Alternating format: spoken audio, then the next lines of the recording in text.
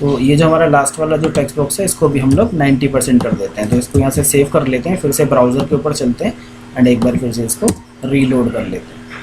ठीक है, तो ये देखो इसके अंदर आ गया। तो ये स्टेप 1 पे फर्स्ट नेम है, जैसे ही मैं नेक्स्ट पे करूँगा तो अगला आ जाएगा लास्ट नेम, जैसे ही मैं नेक्स्ट पे करता हूँ तो अगला आ जाएगा। तो ये विजार्ड के थ्रू में जो स्टेप्स होते हैं ऑलरेडी बने बनाए हैं, मुझे बनाने की ज़रूरत नहीं है। जैसे कि हमने इमेज वाले में देखा था, यहाँ मुझे सारी चीज़ें खुद से बनानी थी। ठीक है, अगर मैं इसी चीज़ को यहाँ पर देखता हूँ तो यहाँ पर ऑलरेडी बना है, जो नेक्स्ट है, प्रीवियस है, वो सारी चीज़ें बनी है। फिनिश बटन बेस में फिनिश पे करूँ तो नेक्स्ट स्टेप आ जाना चाहिए, तो उसमें लिखा होना चाहिए थैंक यू, या कुछ भी मैं दे सकता हूँ कि thank you for using our application और थैंक यू फॉर रजिस्ट्रेशन और समथिंग लाइक दैट। तो मैं ऐसा कुछ भी इसमें दे सकता हूँ। अगर वैसा मैं चाहता हूँ तो जो मेरा जो नेक्स्ट स्टेप है यानी कि विजार्ड नंबर 4 स्टेप जो है वो 4 नंबर, तो इसको मैं कॉपी कर लेता हूँ। इसी के जस्ट बाद में चौथे नंबर का स्टेप यहाँ पर डालता हूँ। स्टेप 4 हो गया। यहाँ पर कोई टेक्स्ट बॉक्स मुझे नहीं चाहिए, यहाँ पर कोई भी टेक्स्ट बॉक्स मुझे नहीं चाहिए। ठीक है, और यहाँ पर HR की लाइन ले लेते हैं और HR की लाइन के जस्ट ऊपर यहाँ पर लिख देते हैं थैंक्स फॉर रजिस्ट्रेशन। ठीक है, थैंक्स फॉर रजिस्ट्रेशन ऑन नैपटेज। ठीक है, इस तरह से हमने ये चौथा स्टेप बना लिया। अब इसी को क्या करते हैं, फिर यहाँ चलते हैं और एक ब्राउज़र पे जाके इसको एक बार रीलोड कर लेते हैं पेज को। ठीक है, और यहाँ से जैसे ये फर्स्ट नेम आ रहा है इस टाइम पे, तो सपोज फर्स्ट नेम पे मैंने कुछ भी लिख दिया। ठीक है, अब हम लोग चलते हैं, फर्स्ट नेम पे लिख लिया, नेक्स्ट पे चलते हैं, लास्ट नेम चाहिए। ठीक है, लास्ट नेम के बाद नेक्स्ट पे चलते हैं, पासवर्ड चाहिए, तो मैंने कुछ भी पासवर्ड इसमें डाल दिया। ठीक है, फिर नेक्स्ट पे चलते हैं, तो ये फिनिश हो गया। तो उसने मुझे दिखाया thank you for registration on नैपटेज, तो हमने इसको फिनिश कर लिया। तो इस तरह से विजार्ड कंट्रोलर ऑलरेडी बनाया आता है, तो उसमें हमें ज़्यादा चीज़ें बनाने की ज़रूरत नहीं है, बस जो स्टेप्स हैं हमें वही बनाने होते हैं, अदरवाइज सारी चीज़ें बनी बनाई आती हैं। ठीक है, तुम चाहो तो स्टेप 1 स्टेप 2 जो लिखा हुआ है इनको भी चेंज कर सकते हो। कहाँ से कर सकते हैं, जो यहाँ पर जो इसमें टेक्स्ट लिखा रहता है, जैसे ये है, इसमें टाइटल लिखा है स्टेप 1 या इसमें लिखा है टाइटल स्टेप 2, तो इनका जो टाइटल है मैं वो टाइटल भी चेंज कर सकता हूँ। ठीक है, अकॉर्डिंग टू माई रिक्वायरमेंट। तो यहाँ पर टाइटल स्टेप 1 स्टेप 2 है, तो मैं चाहूँ तो इसको चेंज भी कर सकता हूँ। मैं इसको बोल सकता हूँ कि फर्स्ट नेम फील्ड, ये बहुत बड़ा भी हो जाएगा तो वो इतना अच्छा लगेगा नहीं, तो हम बस इसमें लिख देंगे एफ नेम। ठीक है, वैसे ही हम यहाँ पर दूसरे में लिखते हैं एल नेम, और इस वाले में जो इसका टाइटल है इसको सेट कर देते हैं पासवर्ड, और जो चौथा वाला है इसका जो टाइटल है उसमें लिख देते हैं थैंक्स। इसको सेव कर लेते हैं, फिर चलते हैं हमारे ब्राउज़र के पास में और यहाँ पर जाके इसको एक बार रीलोड कर लेते हैं। रीलोड करते ही ये देखो ये सारे स्टेप्स जो हैं वो चेंज हो गए। तो मैं अपने अकॉर्डिंगली इन स्टेप्स का जो विजिबल टेक्स्ट है वो भी चेंज कर सकता हूँ कि एक्चुअली स्क्रीन के ऊपर क्या शो होना चाहिए। ठीक है, तो इस हिसाब से मैं इसको भी चेंज कर सकता हूँ। ठीक है, तो इसी में हम आगे बढ़ते हैं। ठीक है, तो ये जो नेक्स्ट हमारे कंट्रोल है, ये हमारे स्टैंडर्ड कंट्रोल्स हमने यहाँ से कंप्लीट कर लिए हैं।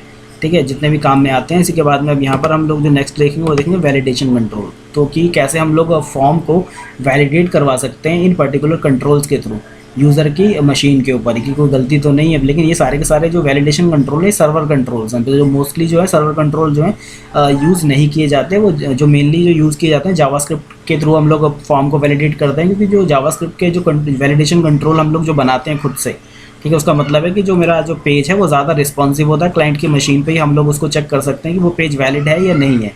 लेकिन जो ये जितने भी वैलिडेशन कंट्रोल हैं सर्वर के होते हैं कि अब जो पेज है वो वैलिड है या नहीं है। हम सर्वर पे उसको पिंग तो कर रहे हैं, सर्वर पे हमने सबमिट तो कर दिया फॉर्म, पर वो वैलिड है या नहीं है, तो उसकी जो वैलिडेशन है उसको कैसे चेक किया जा सकता है फॉर्म के, उसको हम लोग वैलिडेशन कंट्रोल के थ्रू देखते हैं। बट वैलिडेशन कंट्रोल को देखने से पहले एक छोटा सा फॉर्म यहाँ पर बना लेते हैं।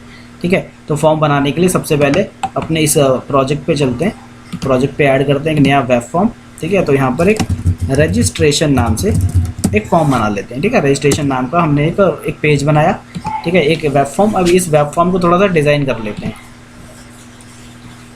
वेब फॉर्म को डिज़ाइन करने के लिए ये हमारा बाहर वाला डिव हो गया, और इसी के अंदर इसको थोड़ा सा स्टाइल कर लेते हैं। तो इसको एक आईडी दे देते हैं कंटेनर। इसके अंदर मैं चाहता हूँ कि एक और डिव बनाऊँ, इसको भी एक आईडी दे देते हैं और उसकी आईडी देते हैं फॉर्म नाम से। ठीक है, ये दो हमारे पास फॉर्म, यहाँ पर दो डिव बने हुए हैं, और यहाँ पर एक इसका टाइटल सेट कर देते हैं पेज का, नैपटेज रजिस्ट्रेशन। ठीक है, यहाँ पर इस टाइटल के बाद में यहाँ पर थोड़ा सा स्टाइलिंग कर लेते हैं। स्टाइलिंग करने के लिए CSS हम लोग इनलाइन इंटरनल CSS को यूज़ करेंगे किसी आईडी को पर्टिकुलर पिंग करने के लिए। शार्प कंटेनर, ठीक है, ये इसकी आईडी है। अब इसके ऊपर हम थोड़ा सा डिज़ाइन कर लेते हैं कि जो बाहर वाला जो मेरा मेन कंटेनर है वो कैसा होगा। ठीक है, तो उसको करने के लिए हम सबसे पहले मार्जिन सेट करते हैं। मार्जिन टॉप से, और एक्चुअली चारों तरफ से जो मार्जिन है, मार्जिन में इसका कर दिया चारों दिशाओं से 50 पिक्सल। ठीक है, तो चारों दिशाओं से वो अंदर की तरफ हो जाएगा। इसी के साथ में इसमें पैडिंग कर लेते हैं, तो जो पैडिंग है चारों दिशाओं से 20 पिक्सल। ठीक है, इसी के साथ में इसका थोड़ा सा बैकग्राउंड कलर, इसका जो बैकग्राउंड है उसको भी सेट कर लेते हैं। बैकग्राउंड के लिए हम चलते हैं सीधा गूगल के पास में, और गूगल से थोड़ा सा एक कलर, इसका जो कलर पिकर है उसको करते हैं। वो हमारा नेट यहाँ पर कनेक्टेड नहीं है, तो सबसे पहले नेट यहाँ पर कनेक्टेड कर लेते हैं।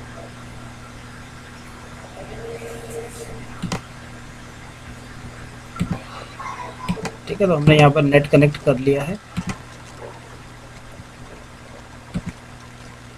अब यहाँ पर colour picker, HTML colour picker, तो यहाँ से कलर पिकर पे चलते हैं और इसका तो है यहाँ से कलर उठा लेते हैं।